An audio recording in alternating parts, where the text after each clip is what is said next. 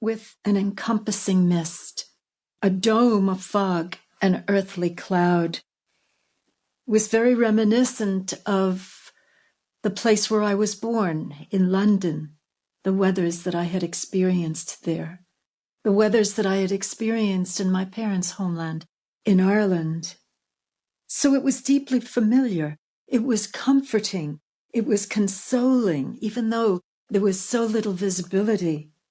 And the haze of those days could actually be disorienting and almost eerie. But there was something more primordial in that experience of being captive for days on end in an enveloping cloud. And it brought me beyond the threshold of memory to the threshold of mystery, and the experience of it has left me with a deep liking for this kind of sensible obscurity. Perhaps because the world enveloped in such a cloud seems to say, stay by yourself, be still, be silent. Let this healing mist be a blessing on your spirit. Let it be an exemption from exhaustion. Leave into a kind of soul Sabbath, if just for a spell. Even just a short while in these clouds could revive you for those bright days when the muchness and manyness of the world would come back to you again, all exposed and summoning you to it. So this marvelous fog, the clouds that seemed to rise up from earth, felt given as one's private weather, a veil, to hide you even from yourself, if you let it. There was much restfulness and relief in such days of umbrage, safety and calm.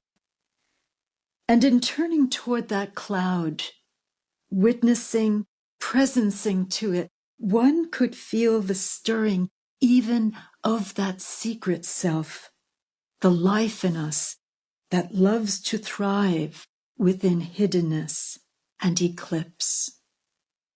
And so I think it was the perfect atmosphere to move toward that more wonderful tent, the Cloud of Unknowing, not a cloud of mist, but a cloud of mystery, the cloud that hid divinity.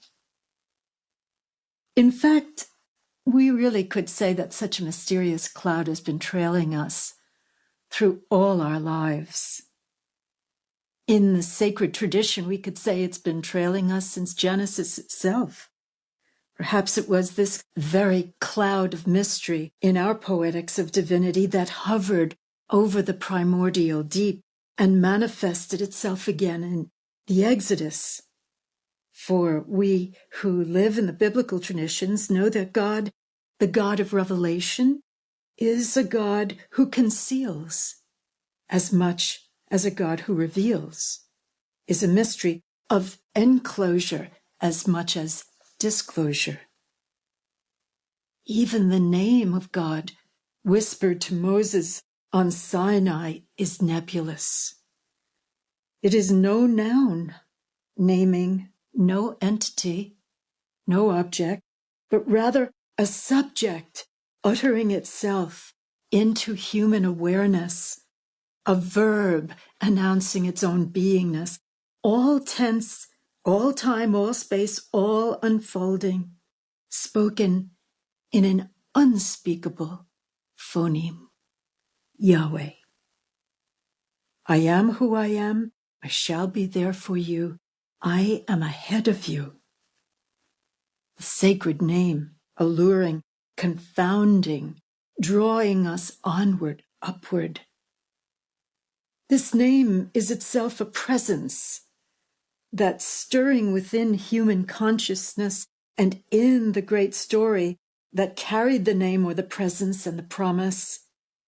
That very name, we are told, was born in an ark of promise, so as to travel with the people who had heard it first. And it was always kept by them, Hashem, this name, the name that would keep them. But this mystery was always shrouded